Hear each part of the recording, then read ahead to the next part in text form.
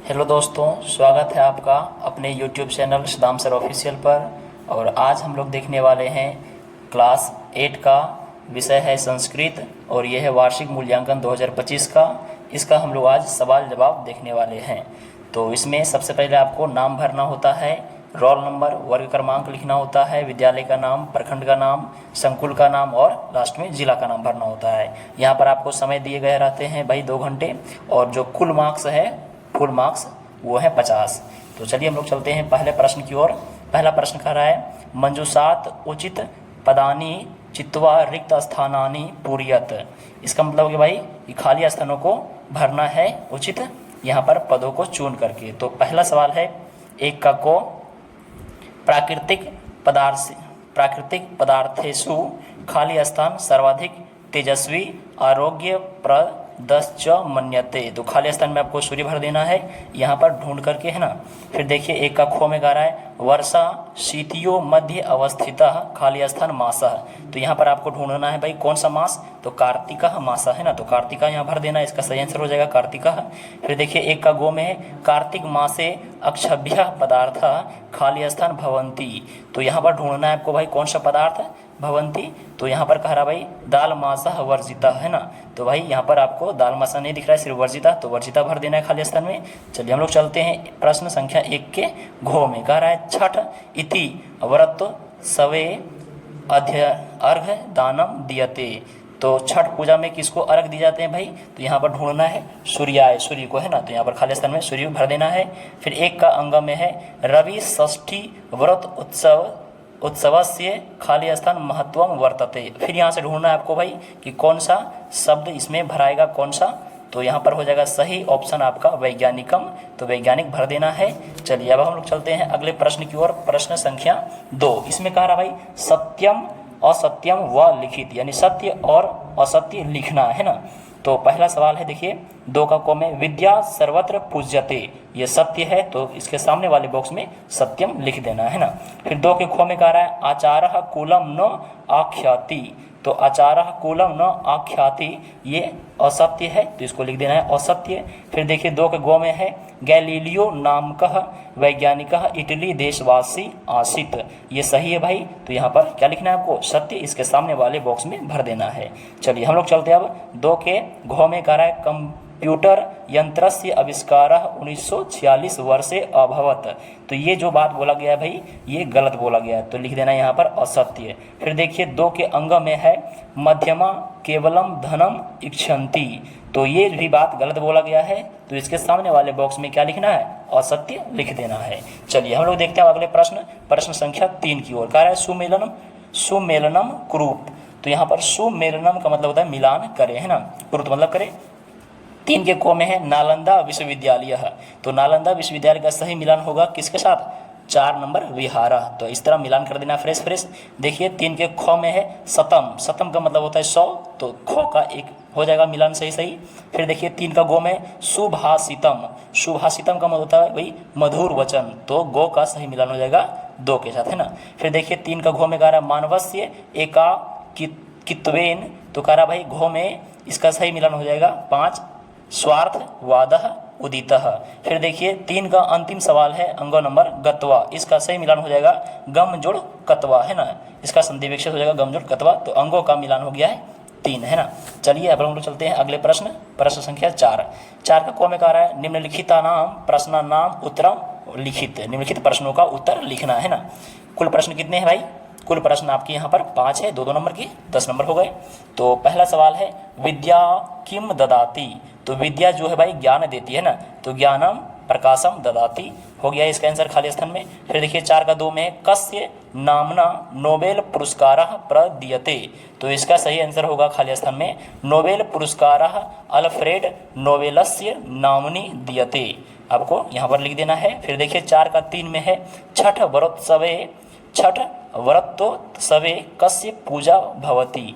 तो 3 का सही आंसर हो जाएगा छठ पर्वे सूर्यस्य च उषा या उषा देवस्य पूजा क्रियते। तो 3 का आंसर हो गया है। अब हम लोग चलते हैं सवाल नंबर 4 की ओर। कह रहा है मौर्य राज्य कह रहा है मौर्य राजस्य संस्थापक कः आसीत्, तो 4 का सही आंसर होगा मौर्य साम्राज्यस्य संस्थापकः चंद्रगुप्तः मौर्यः आसीत्।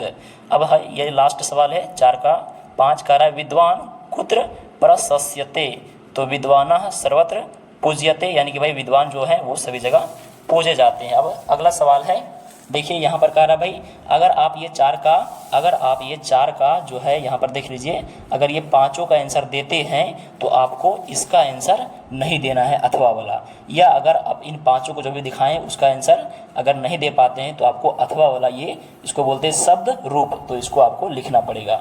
तो शब्द रूप किसका लिखना है भाई, साधु का है ना, साधु शब्द का रूप लिखना है। तो विभक्ति, प्रथमा विभक्ति, द्वितीया, तृतीया, चतुर्थी, पंचमी, षष्ठी और सप्तमी, और अंत में होता है संबोधन, है ना। तो एक वचन में आपको लिखना है साधु, द्विवचन में साधु, बहुवचन में साधवा, है ना। उसी तरह द्वितीय विभक्ति में लिखना है साधुम, साधु, साधुन, फिर तृतीया में साधुना, साधुभ्याम, साधुभि, फिर चतुर्थी में साधवे, साधुभ्याम, साधुभ्यः, फिर पंचमी में लिखना है साधो, साधुभ्याम, फिर साधुभ्यः, फिर षष्ठी में लिखना है साधो, साधवो, और फिर बहुवचन में लिखना है साधु नाम। फिर सप्तमी विभक्ति का एक वचन में लिखना है साधो, फिर द्विवचन में लिखना है साधु सु, फिर बहुवचन में लिखना है साधु सु, और लास्ट में आपका जो विभक्ति होता है वो संबोधन के एक वचन में लिखना है साधो, द्विवचन में लिखना है साधु, और बहुवचन में साधवा। अगर आप इसका आंसर लिखते हैं तो फिर आपको प्रश्न संख्या जो 4 का ये जो 5 है इसको नहीं लिखना है, इन दोनों में से किसी एक ही को लिखना है। चलिए हम लोग चलते हैं 4 का खो की ओर। कह रहा है निम्नांकेतेषु वाक्येषु किंचान पंचानाम वाक्यानि संस्कृत भाषायाम अनुवादम कुरुत, है ना। कारण निम्नलिखित वाक्यों में से किन्हीं 5 वाक्यों का ही संस्कृत भाषा में अनुवाद करना है। कितने भाई, किन्हीं 5 का ही, है ना। चलिए हम लोग देख लेते हैं आगे। कह रहा है बिहार की राजधानी पटना है, इसका संस्कृत में अनुवाद क्या होगा, बिहारस्य राजधानी पाटलिपुत्र अस्ति। फिर देखिए 2 नंबर में सभी सुखी हों, तो इसको संस्कृत में क्या बोलेंगे, सर्वे सुखिना संतु, है ना। फिर चलिए देखिए हम लोग चलते हैं सवाल नंबर 4 की ओर। चूँकि इनमें से आपको केवल 5 ही का जवाब देना है, तो जो आपको हल्का लगे, आसान लगे, उसी का जवाब देना है, क्योंकि आपके पास समय भी कम रहता है, 2 घंटा। फिर कह रहा है देखिए 4 नंबर में वह प्रतिदिन विद्यालय जाता है, तो लिखेंगे सह प्रतिदिनम विद्यालयम गच्छति। फिर देखिए सवाल नंबर 4 के खो का 5 है, वृक्ष से पत्ते गिरते हैं, तो बोलेंगे इसको संस्कृत में वृक्षात पत्राणि पतंती। अगला सवाल है राम और लक्ष्मण पढ़ते हैं, तो बोलेंगे संस्कृति में इसको क्या भाई, रामः लक्ष्मणः चो पठावः। फिर कह रहा है आगे देखिए सवाल नंबर 5 कह रहा है रवि षष्ठी व्रतोत्सव बिहार का एक प्रसिद्ध पर्व है, तो रवि षष्ठी व्रत जो है वो बिहार का एक प्रसिद्ध पर्व है। इसको संस्कृत में लिखेंगे इस प्रकार, रवि षष्ठी व्रत उत्सव बिहार राज्यस्य या बिहारस्य एकः प्रसिद्ध उत्सव अस्ति या प्रसिद्ध पर्व अस्ति। अब जो आपको अच्छा लगे वो लिख देना है। अब उसी प्रकार ये 4 का जो खो आप लिखे हैं, ये 5 में से किन्हीं 5 सवाल को, तो अगर आप ये लिख दिए तो फिर अथवा वाला आपको नहीं लिखना है, या अगर आप इन सबों का आंसर नहीं जानते हैं तो अथवा वाला जो है इसको आप लिख सकते हैं। अथवा में क्या है भाई, कह रहा है दृश्य धातु लट लकारस्य वर्तमान कालस्य रूपानी लिखत, यानी कि दृश्य जो है धातु इसका लट लकार रूप लिखना है। तो यहाँ पर पुरुष आपको दिए गए हैं, कितने पुरुष होते हैं भाई, तो पुरुष 3 प्रकार के, प्रथम पुरुष, मध्यम पुरुष और उत्तम पुरुष। एक वचन में क्या होगा भाई, दृश्य धातु का, तो दृश्य जो है वो लट लकार में चलता है पश्य के रूप में, है ना। तो यहाँ पर होगा लट लकार में क्या, पश्यति, चूंकि लट लकार में पूछ रहा है तो पश्यति, पश्यतः, पश्यन्ति। फिर मध्यम पुरुष में क्या होगा भाई, पश्यसि, पश्यत, और क्या होगा पश्यथ, है ना, पश्यथा होगा लास्ट में। तो करा फिर आगे देख लीजिए उत्तम पुरुष में पश्यामी, पश्यावह और पश्यामः। तो इस प्रकार आपको अगर ये आ रहा है तो भर दीजिए, या फिर आपको फिर ये लिखना होगा इनमें से किन्हीं 5 का आंसर, चूँकि अथवा करके दिया गया है तो दोनों में से किन्हीं एक ही का आंसर देना है। चलिए हम लोग बढ़ते हैं अगले प्रश्न की ओर। यह दीर्घोत्तरीय प्रश्न क्या कह रहा है, गंगा नदी इत्यास्योपरि 10 वाक्यानि संस्कृत भाषायाम लिखत। गंगा नदी पर भाई 10 वाक्य लिखना है संस्कृत भाषा में। तो क्या क्या भाई देखिए 10 भाषा में हम लिखें भाई, 10 शब्दों में लिखने हैं, 10 वाक्यों में। पहला है गंगा भारतस्य महानदी अस्ति। फिर दूसरा वाक्य है गंगा नदी के लिए, गंगा नदी पवित्र नदी अस्ति। फिर गंगा नदी के लिए तीसरा वाक्य है जनः गंगायाम स्नानम कुर्वन्ति। फिर चौथा वाक्य है गंगायाः जलम पापहरम मन्यते। फिर पांचवा है वाक्य गंगा समुद्रम प्रति प्रवहति। फिर छठा वाक्य है गंगा स्नानस्य विशेषः महत्वम अस्ति। सातवां सवाल है वाराणस्यां गंगा विशेषम पूज्यते। फिर आठवां वाक्य है गंगा नदी के लिए गंगायाः जलम निर्मलम तथा स्वच्छम अस्ति। और फिर नौवां वाक्य है गंगा नदी के लिए गंगा भारतस्य संस्कृतम गौरवम अस्ति। और 10वां वाक्य है भाई 10वां वाक्य गंगाया संरक्षण सर्वेषां कर्तव्यम अस्ति। ये हो गया गंगा नदी पर आपको 10 वाक्य लिखने के लिए कहा गया था संस्कृत भाषा में। तो अगर आप इस तरह फ्रेश लिख देते हैं तो आपको कुल 10 नंबर मिल जाएंगे। यह वीडियो आपको कैसी लगी कमेंट में ज़रूर बताएं। साथ ही लाइक शेयर और चैनल पे नए हैं तो चैनल को सब्सक्राइब ज़रूर कीजिए और